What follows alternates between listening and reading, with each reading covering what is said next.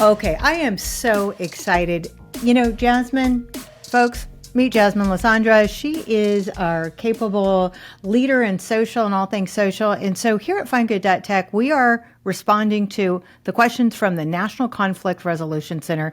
When did we do this webinar, Jasmine? A couple weeks ago, I think it was? We did it, for like first week of June. That's right, at the TechX Expo in Silicon Valley. So Jasmine and I were there covering the show as I was sharing 2 days of the AI conference. We also live streamed a webinar with the National Conflict Resolution, and that was a really tight show. It was about 30 minutes, and we got in a lot of questions. So here's what we thought we would do.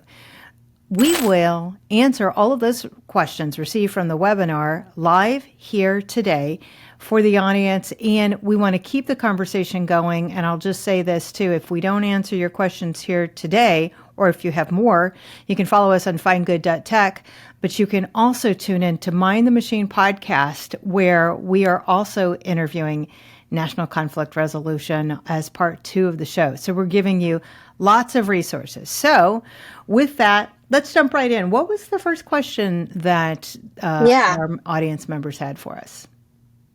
All the questions are very different. The first question is, I manage a team of people who write content for a living. They have a lot of fear and distaste for AI, but I'm aware that it can benefit them in the long run to embrace the ethical use of AI in their work. How can I manage this with them? What a great question. You know what I love about this person is that they know that this is the future. And so they're leaning into how do you build and support a capable workforce while addressing and understanding their fears. So if we set even just technology aside, folks want to be heard. They want to be listened. So bravo to you, manager of content creators, for listening to your people.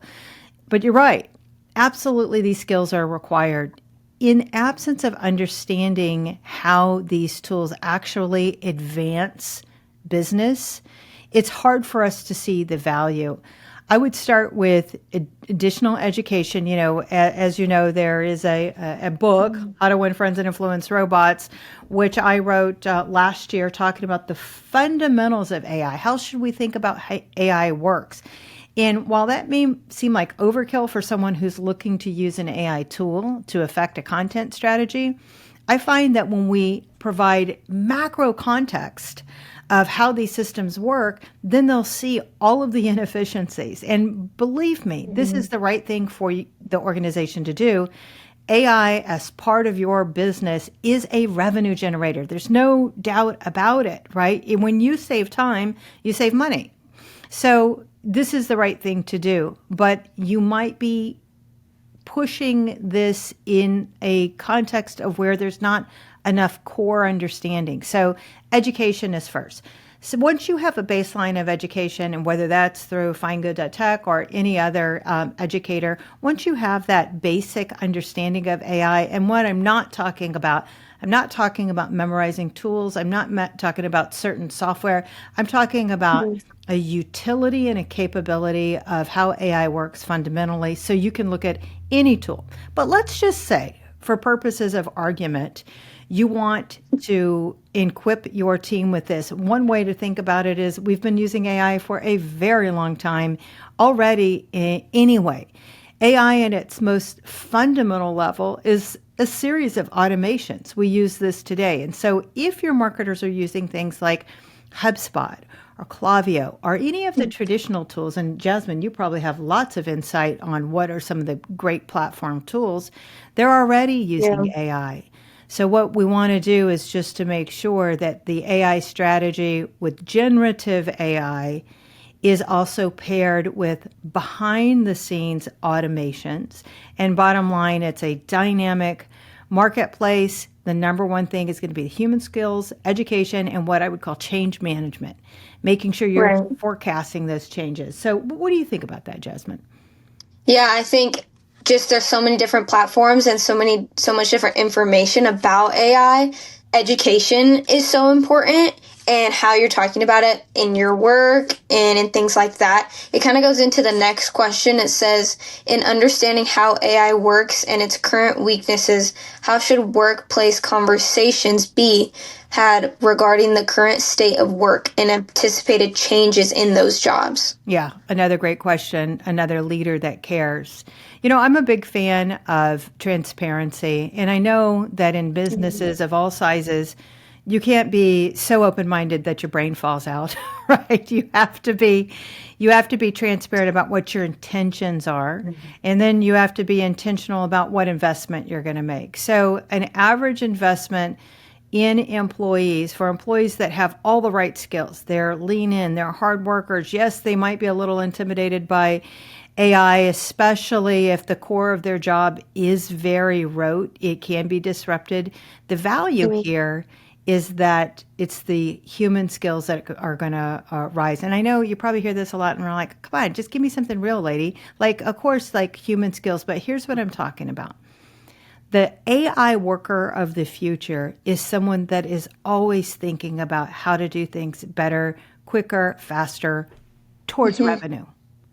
Towards revenue. That's the key, right? So when you look at the totality of your business, every employee has a path, whether from entry level all the way to the CEO's office. What is that employee's path?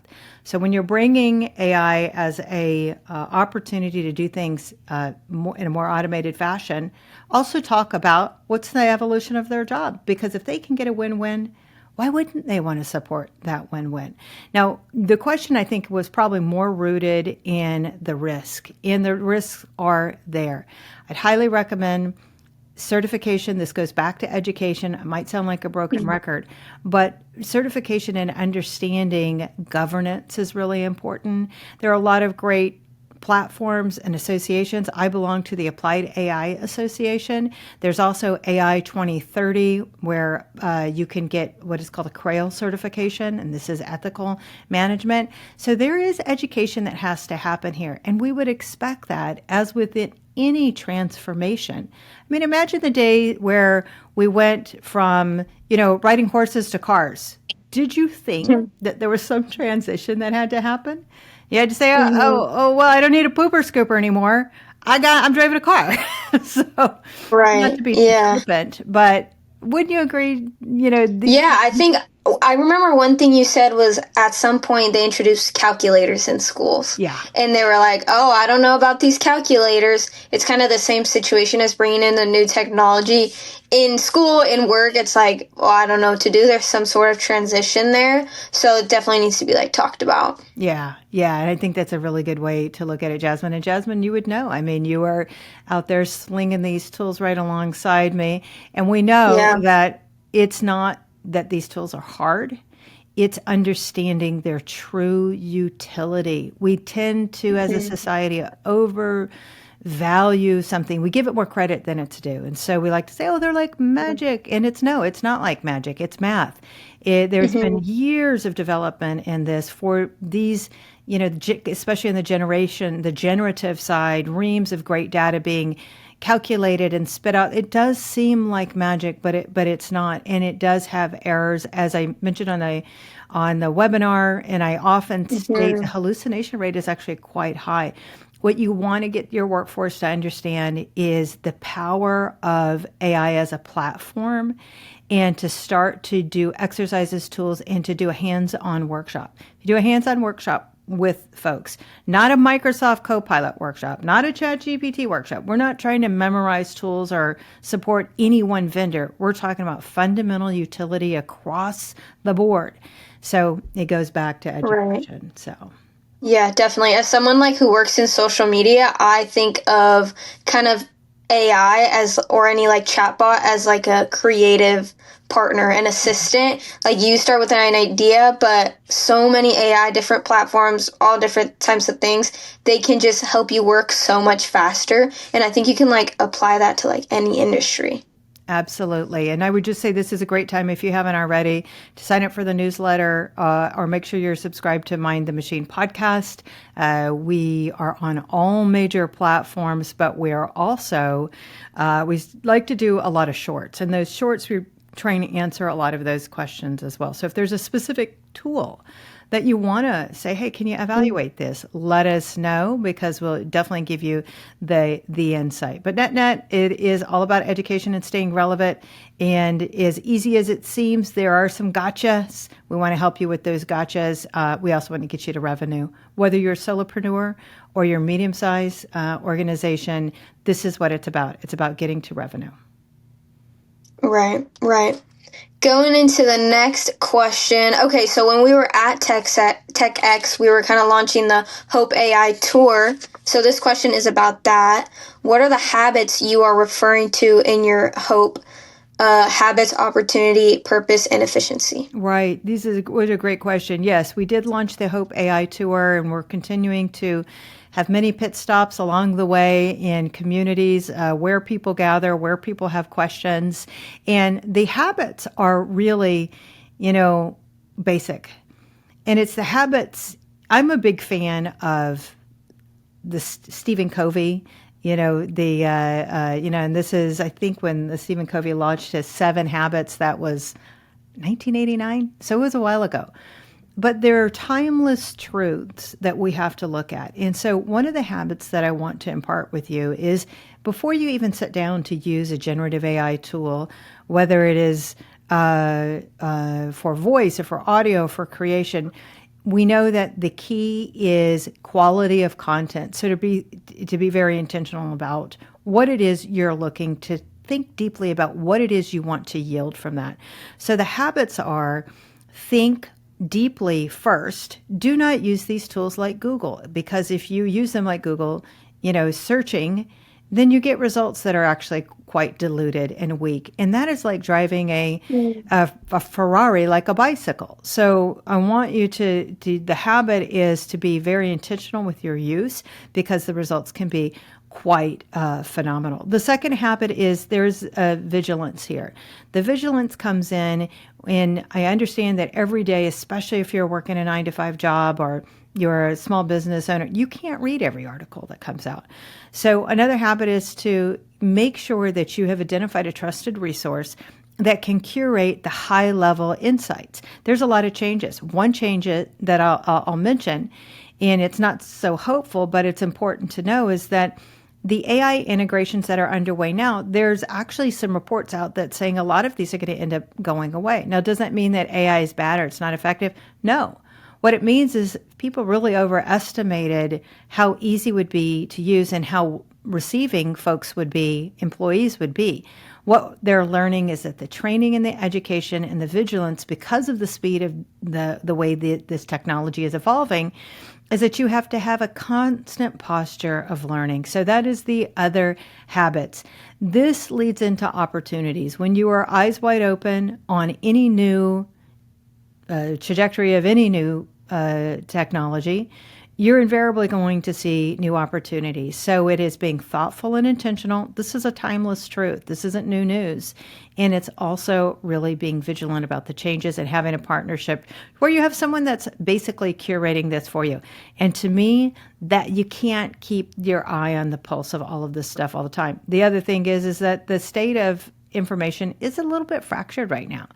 Our society is rewarded by search engine optimization. Whoever does the most pay for play gets to the top of rankings in terms of what messages you're going to see. We know that every news station has a certain bias. So how do you get to truth? Well, this is where you partner with someone that's actually in their building. Someone like my firm, FindGood.tech, does system integration. This is just an example. There are others. And then, spend time to have that consultancy, 1 hour a month with your executive team. And that looks something like, hey, we have XYZ platform. We want to have XYZ utility. How should we think about this? And then you can get someone that could say, from as small as $500 to $200,000, there are solutions out there that can be had.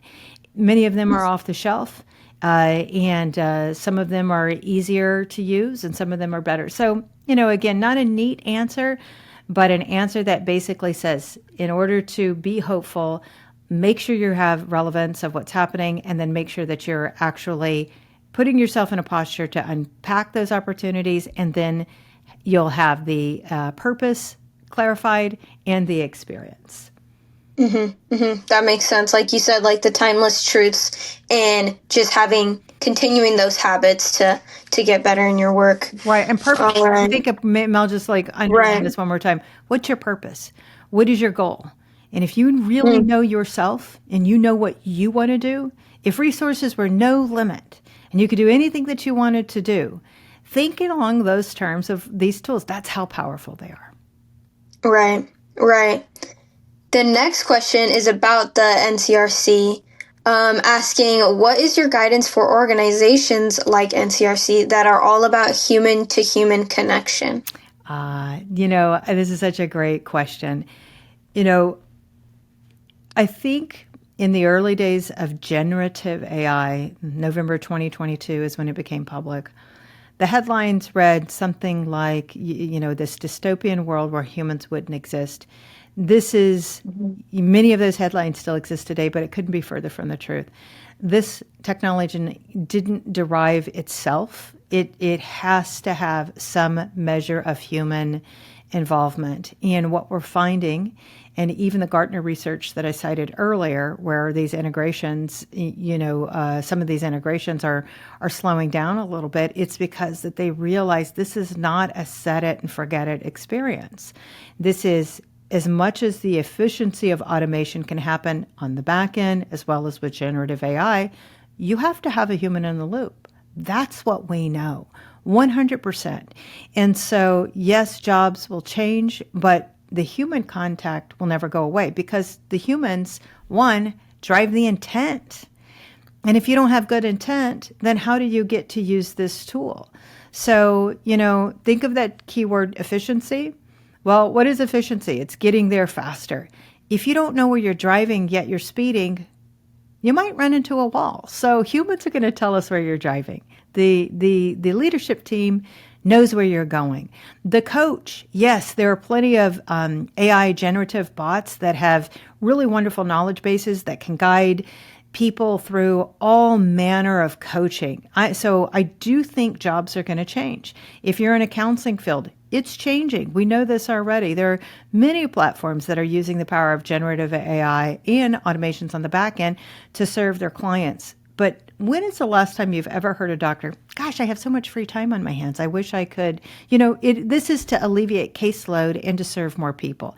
The other thing that's really interesting, and I'll just guide you to the last episode of Mind the Machine where we interviewed Ferrum Health CEO, is there is a tremendous amount of jobs in industry where it is clear that humans are needed. So I would say too much hype has gotten into the news feed about the role of humans and that somehow they're no longer going to be involved. And the bottom line is it is a hybrid experience and the human will always be in the lead. And if done well, they'll be optimized. So they're really focusing on those bespoke, unique, really hard to solve, truly human challenges that I don't believe that AI will get to anytime soon. And actually I say anytime soon, but listen, as someone who's been in technology for more than 20 years, a lot of this stuff is not only is it hard and it's complex and convoluted, it breaks. And we have to just acknowledge that just like all things, it isn't a perfect solution. And the best that we can do is be connected to those humans. It's a luxury to see humans that are guiding us on our journey. That's what we want. So I think National Conflict Resolution as an organization is in a stronger position than ever because you've just supercharged what you do with the human element. So I think it's an exciting time. Yeah, definitely. I think in a couple episodes of Mind the Machine, you mentioned like AI can replace those super monotone or dangerous jobs, things like that. But it also creates new jobs. So it's kind of both of them. Right. And kind of like a question from NCRC as well is about humans and AI. They say, I like the understanding of AI being a tool and that the concerns of it changing our lives and how it changes our lives come from people deciding how to utilize AI. How can we ensure human needs are kept at the forefront of these discussions if leaders are simply thinking of AI as replacing human employees? Yeah, yeah, and I'm definitely noticing a pattern in the type of questions, and in that fear is coming back up again. Is where am I in this great evolution? You know, whether it's cars, it was the PC evolution, whether it was the advent of cloud storage, smartphones, all of these innovations. There were naysayers at the beginning that said, wow, there's somehow I'm going to lose out. There were jobs that changed. And every single time there was an exponential explosion of jobs in the future. And I have a chart that I go through that shows the ascension of every single job from web to cloud to smartphone. And again, we talk about calculators, anything where there's compute, there is more jobs to be done. There is more value. So keeping humans in the center, I think, is the most important thing. Is when we look our bosses in the eye, or whomever is paying, all the bills and paying all the employees, whoever's leading that organization, and just saying, how can I be in lockstep with the mission? It's about the mission. So it's not about the tool. It's about what can we use, what can we put in our arsenal of tools to get to our mission quicker, to give our customers better experiences, to give our employees more pride in their work so they can move quicker. We also had a guest, and you'll remember this one, Jasmine, Nathan Pettyjohn, the founder of not only the Applied AI Association, but the AR/VR Association. He talked about the 2-day work week. So Yes. utopia of a 2-day work week, right? And so that 2-day work week, whether we get there or not, I certainly know using AI allows us to even consider concepts like this. Can you imagine? Or even the interview before, Christy Martindale, who was my former boss at Qualcomm. We were chuckling about how at that time I was using a device that wasn't even connected. It was like a day planner. Remember the day planners where you'd write stuff, right? So the day planner, and then they came out with the Palm Pilot that didn't even have a wireless connection. And you'd take little notes in it. And I'm like, you always had to be at the office at 8:15 in the morning until 5 or 6 or 7 at night. You never, because there was no way remote work was even was possible.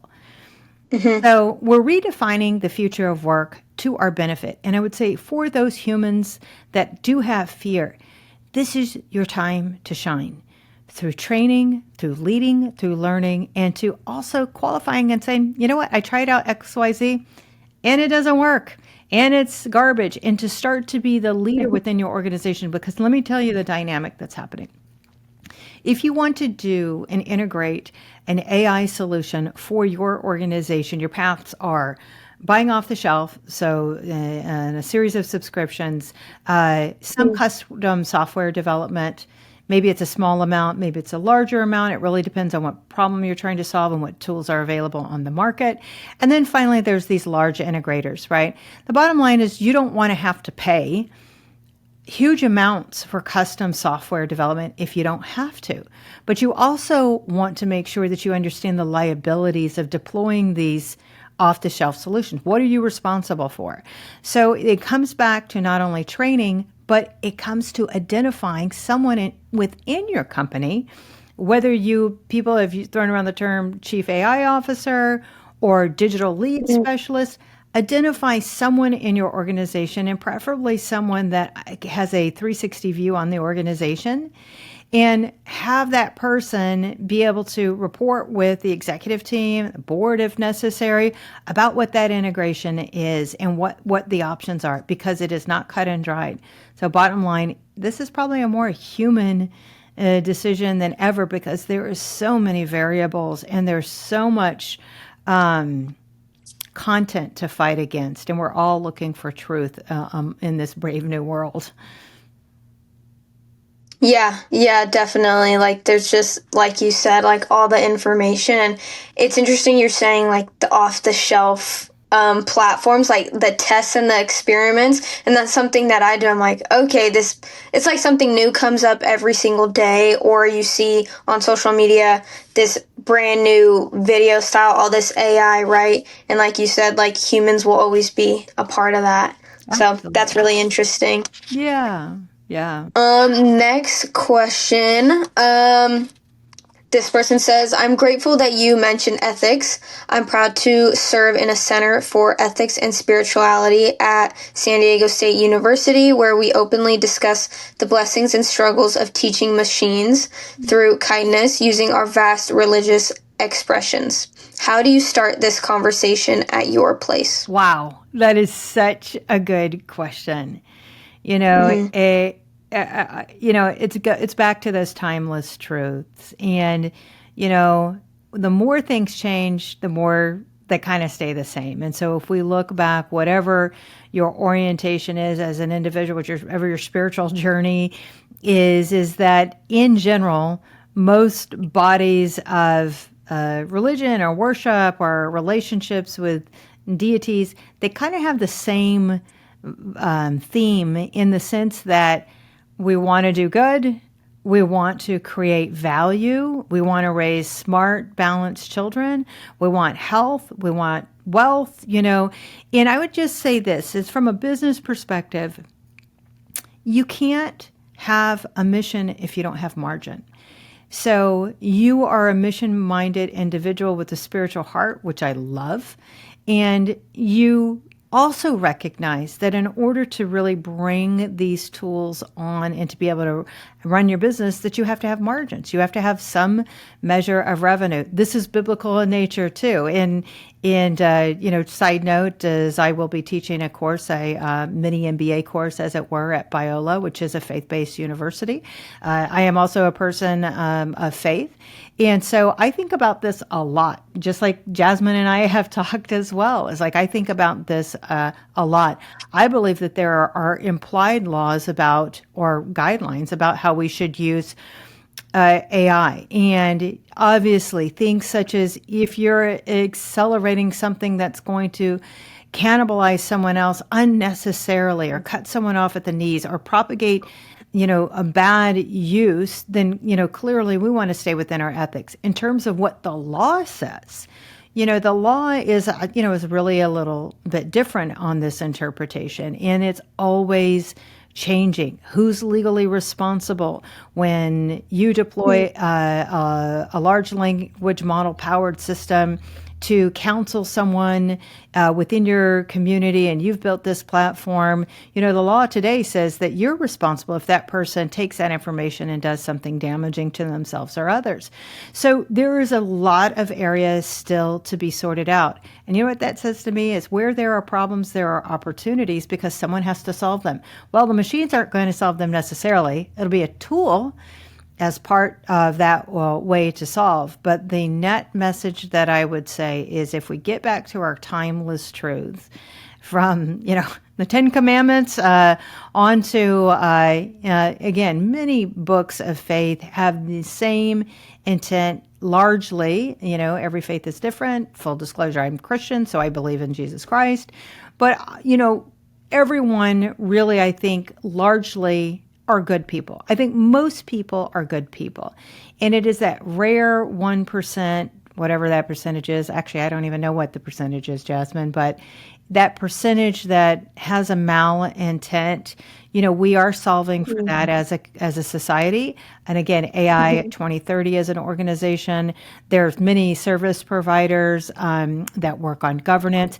This is really that part of the industry that's causing a little bit of the slowdown, because we are trying to figure out who has legal responsibility and what use case and what market and in what way. So bottom line is stay vigilant. Keep doing the good work that you're doing. And I believe that as long as you have a community and that you're educating yourself and you're working with change management and you understand what your revenue is, you can drive your mission and still have those margins. And I think a lot of people can be blessed. Yeah, I'm excited. You definitely have a lot of plans in this like new topic of conversation about faith, tech, AI, education, and it all goes back to like helping people. People need help right now in the economy, in their business, whatever it is, and so kind of having that new conversation is really good. Yeah. Next. Okay. This is an interesting question. I want to use AI for research. Is it a credible resource? Absolutely. And I would say with deep research that has launched, I don't know, I think it's been 6, 8 weeks now, phenomenally powered. While I try not to refer specific ones unless I've gone through them, I will say I am right now currently a pretty big fan of Grok and their deep research. They also just launched their model re-released, and so today here we are mid July, and just in case someone's looking at this later, like, what you talk about? When did that happen? But Grok just launched. I think it's their 4.0 model. Phenomenal. Absolutely phenomenal. You know what I did with it, Jasmine? I thought was a pretty cool exercise. I have a client that is building an app, actually already has an app that serves a lot of underinsured individuals. And, as you know, it's in our tough economic times with the shifting job changes and, not everyone has health insurance. So he's really working on Right. how can we create as many resources for people that are underinsured from a mental wellness, whether it's addiction, recovery, or health oriented, or any manner of content. This to me is the most exciting part about this is that the research is so deep. You literally can think of anything, any topic, and really, again, being very intentional, you can dive so deep into this. It is like as if here's how I want folks to think about it. Imagine if you had every single PhD in the world and they had a shared brain, every single one of them. Now take that times 100. The AI of today is more powerful than that. So it is this cumulative knowledge base that has deep reasoning that is able to architect full business models, including monthly reoccurring revenue, everything from how should you position yourself, where do you rank in the marketplace, evaluate this image, this graph. While there's still some struggles with some numbers, there is a lot of successful things happening for people who do forecasting with things like data rails. So bottom line is when you get into it, and here's the challenge. I have a challenge for everyone listening out there that has any nervousness. Take the time for yourself. Take 2 days off and get yourself at least a 1 to 2 hour training. You could do a workshop, you could do hands-on. And again, this is what FindGood.tech does. We do them virtually, we do them in person, we do them for churches, we do them for schools, we do them for companies. Take that time, take 2 days off, get a baseline of the education, and then spend the rest of the day building. And when you do that with your purpose in mind, I promise you on the other side, you're going to come out and your whole worldview will change because you will have actually used these tools and you will have silenced all of the salacious, ridiculous, clickbaity headlines that are basically trying to scare you. Like, enough of that. Like, I am so sick of that. How about you, Jasmine?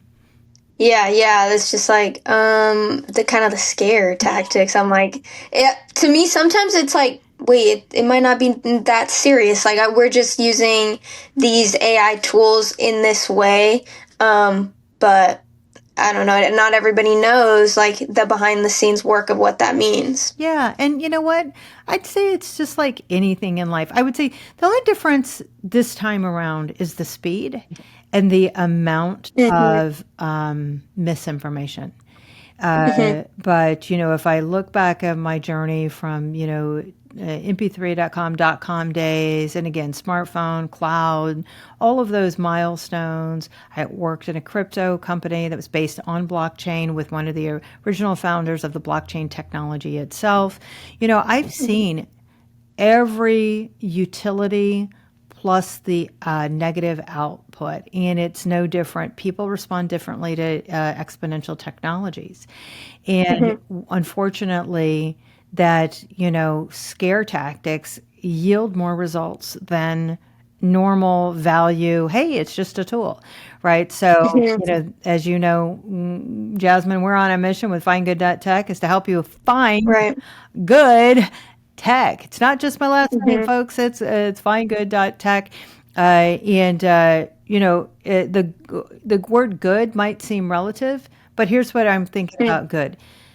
Is it easy to use? Is it reasonably priced? Are they Right. using information that I can say that I can verify where they've sourced their information? Are they being transparent? It's almost like, before you go to eat a bag of chips, do you look on the back and say, okay, well, was it cooked in motor oil or avocado oil? I don't know, Mhm. so, I am looking at the ingredients of these things. And so I am really looking at it in a way that utility, value, getting to revenue, and then speaking truth into the uncertainty. There still is a Mhm. lot of uncertainty. So, Yeah. warning, if you have someone that says, oh no, we have this all figured out, this is perfect, it's going to work great, that I don't believe that. I believe that there's still hard work to get Yeah. wonderful results. Still requires hard work. It's kind of like working out. Yeah. Everything's an experiment. Yeah, yeah. An experiment. And I think in this case, the experiment is trial and error and pattern recognition. I have enough pattern Mhm. recognition Mm. and enough experience to say these are the indicators of success that we should be looking for. So that's what Find Good Tech does. Yes, definitely. This question's kind of more on what I do. How do content creators deal with the stigma or shame of using AI to generate content? Creatives are creative, and AI generated anything sort of takes out the 100% creative control. Is there a way to maintain creative integrity when using AI, and how? Well, I definitely want to hear your thoughts on this, Yeah. Jasmine. And I'll jump in first, and I'll just say this: I think that anytime we're using terms like always, never, and fully, I would say Mm. that there is an art form in managing the creative tools of AI. It is a medium. It is a medium no different than Mhm. oil paint or any other medium you would use to create, because you'll see that low hanging, like very little effort AI looks like very little effort AI. I mean, when you agree, Justin, Right. it's like when I see Right. these kind of very small, like multicolor, whatever, they're terrible. I could tell they spent like literally 1 second prompting this. I know of AI Mhm. artists that are doing phenomenally original work with a series of tools over a series of days. So look at it as like a medium. The other thing is there are many societies that basically say, hey, we want to, just like that food label analogy, they Mhm. have an endorsement, and it's called the Society for Artistic Integrity. I actually mentioned it in my book. You can, if you want to make sure that you're purchasing art that has never been used, AI has been used, you can actually go to this organization, and there are others. So I'd say, here's another wholesale thing to say: just because we used AI to get to some end result doesn't mean it's all bad. So, what do you Mhm. think about that, Jasmine? Yeah, I think looking at art, looking at social media content, it kind of goes back to like the purpose of like, okay, why are you making the content? Mhm. What do you want people to see out of it, to educate, to inspire, to entertain somebody? And you kind of put in what you get out. If you just go really quick and make this AI generated photo or video, and people are not going to connect with that because you can kind of sense that creativity Mhm. like behind that. Is it just a copy and paste? This could be using AI or not. So I think if you're using AI to generate content, there has to be like the purpose and the creativity shown from that, if that makes sense. Yeah, no, that totally makes sense. And I would say that Yeah. authenticity is key. So when we think about Mhm. what causes humans to connect, is when you Mhm. think and believe and experience that the person on the other side of you, whether it's in a Zoom call or in a web, you connect with them. You can look them in the face and you say, this person really understands me. The challenge with a lot of low-hanging fruit AI, and that's people that aren't spending time, is they're not really thinking about connecting. They're thinking about just getting content out and checking the box. I think what you're saying, ultimately, Jasmine, is like, how do you connect with the customer to get them to respond and react to your mission? If your mission is, in the case of my son, who is a golf cart dealer and trainer and does all the wonderful things with golf, mobile business, and all different types of things, the joy that he has for golf is apparent. And he uses many automated AI tools to run not only his business, but his trainings and his workshops and all of these things. And you can see that he has passion, that he loves it. And you can see that in his content. I'd also say, too, is on the creative front with AI, there is a tremendous amount of law being redefined.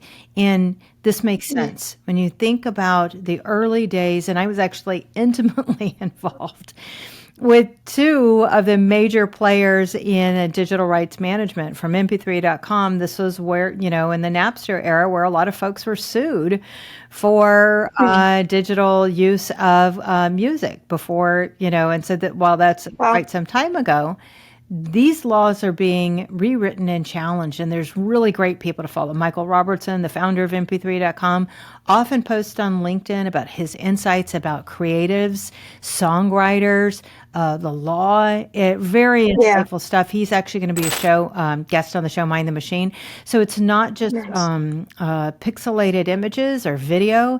It has to do with the written word. It has to do even with this book. So when I wrote this book, there was no regulations, or I think it had just come out. Amazon basically said you had to disclose that you did or did not use AI. Well, this is a book about AI, so I evaluated tools in the back half of the book. Of course, I used AI to talk about AI, but you cannot, I promise you, if you're writing a book using AI and you don't have any personal stories to where you can connect to that individual, that's like reading a manual or a brochure. Yeah. It's Yeah, that exciting. that's so interesting. You have to have that like human element in there. You do, because you want to learn. Life is hard. And anytime I get in a jam with something, I want to pick up the phone and I want to talk to somebody that understands or who has been there before, so I can get some advice, or so I can think about it differently. Maybe I need to tell the narrative in my head differently. Maybe I need to wake up differently. I don't know, Jasmine, but you know what I mean? Like, I want to connect with someone. I think it's the reason why we get in community with our schools, or whether it's Startup San Diego, we want to talk to other entrepreneurs, or why we go to church, we want to talk to people who believe like we believe. So our worldview. So when we look at art, we're also trying to interpret that experience. If it is generated by AI, I think we have to work harder to make that connection. But it can be done. So yeah, it definitely can be done, and like amazing art can come out of it, amazing content, amazing stories. So yeah, and then definitely. like Sony. So I worked at Sony for 4 years, and they have the world's largest collection of music. They also sued mp3.com, so I never thought I'd end up working there after being sued. But details, life is funny like that. But they also own studios, Sony Pictures, right? And they have this large music catalog. They also have robotics and a #1 sensor manufacturer, CMOS image sensors for on the cameras.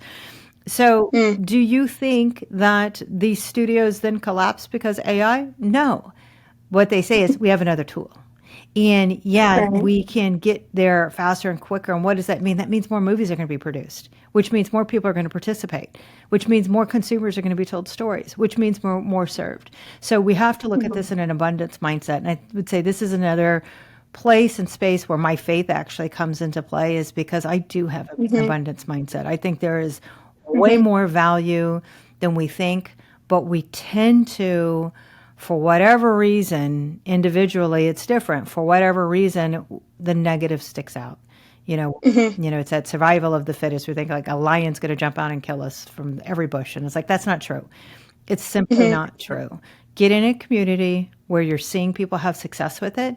start to look for those good news stories, find the good tech, and you will start to see the needle move relative to your purpose, your passion, your mission, and hopefully your revenue. That's what we're here for. That's what we want to achieve.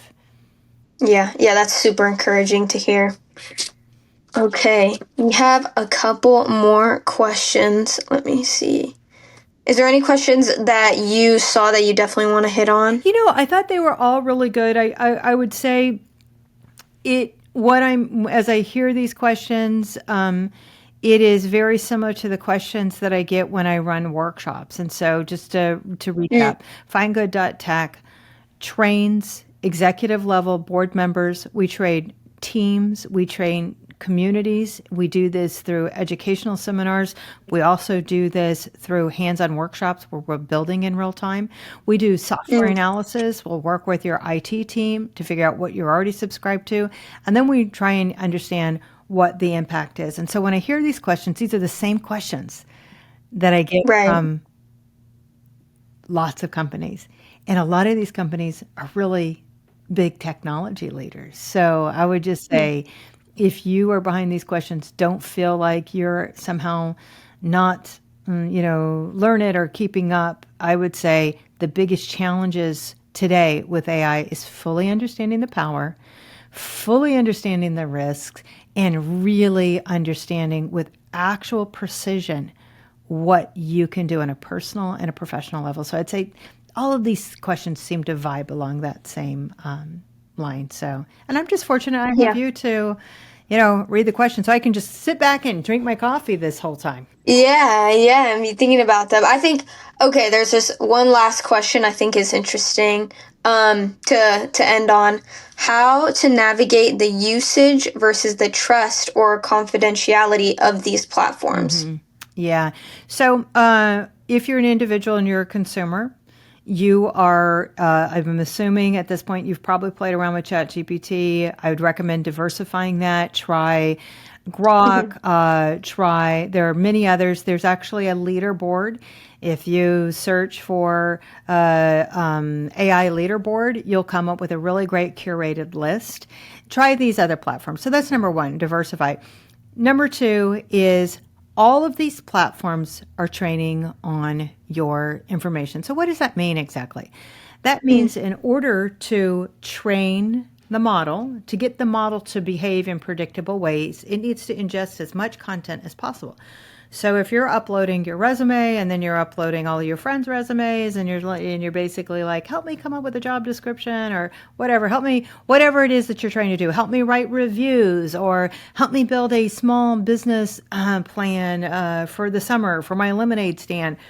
These models, again, most of which are developed by our big tech, big name companies that we already know, they are using that data to train not only people that are basically out there saying, was this a good response or was this a bad response?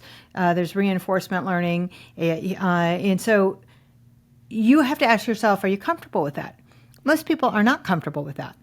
You need to turn those settings off. And so when you turn those settings off, you can do that by going into settings and say, do not train on my data. But if you don't want to be bothered with it, just say to the, to the prompt, whether you're using voice or typing it in, show me how to turn off so you're not training on my data. That's number one. Okay. Number two is to understand the full business model of artificial intelligence as an industry. And so we know that when you're using a tool like this, you take your little question, you run it through the large language model, and then it spits out something on the other side. That costs somebody money. And that is the hyperscalers, the OpenAIs, the Anthropics, Googles, the Microsofts, the big companies that are doing this costs money. And what that money is called compute. And to compute means you have really big ability to process this, So think about like NVIDIA chips. Why are, NVIDIA processing? They're processing. This costs money. They're very expensive. So you have all kinds of cost to ask your question, process your question, and get your output. Who pays for that?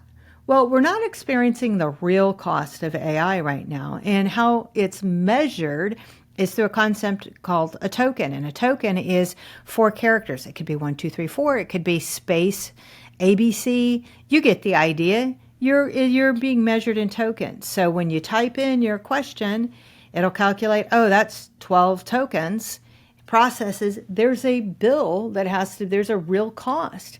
So as companies and individuals are subscribing, just know that you're not really paying the real cost of this business. And when you're going, and if you're using a system integrator, someone like myself that's helping you maybe build some custom software, maybe helping you plug in or negotiating your licensing deals for your software that you're using to build your AI goal, you have to understand is the true cost. And so if you can do a cost benefit analysis of what it is, the true cost is versus what you see your AI reality being tomorrow, let's say it's the, underinsured, serving people with addiction who are underinsured. Who would you sell that service to?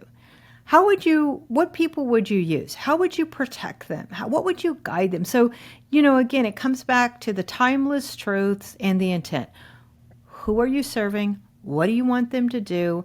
How quickly do you want it to happen? What are the risks and what's it going to cost? That cost benefit analysis. What's it really going to cost?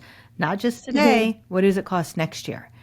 So I would just say, know how the business model works, and then also to do not sign any long-term contracts for anything right now. The industry is in too much influx. The best thing that you can do is partner with someone that has your best interest in mind, that wants to seek to understand your ultimate goal, and that will work with you in ways to help you achieve that, whether that's on a month-to-month basis or whether that's in a consultation format. If you're getting with someone that is incentivized by Microsoft, Google, or a certain platform, just don't be surprised when they come back and they say, hey, we got a great idea. You should probably use this. Go with someone who has your best interests in mind. And it's a wonderful time to be alive. Some of the business models are phenomenal. Jasmine, we're interviewing so many good people on Mind the Machine podcast. We're talking about these business models. There's way more upside than there is downside. The challenge is ultimately, how are you going to receive that information? How are you going to act on it? How are you going to own it in your purpose? Know thyself, people. Know thyself, right? So you go out there and kill it. And get that. And I think you gotta learn a lot to be able to understand more of what you want to accomplish.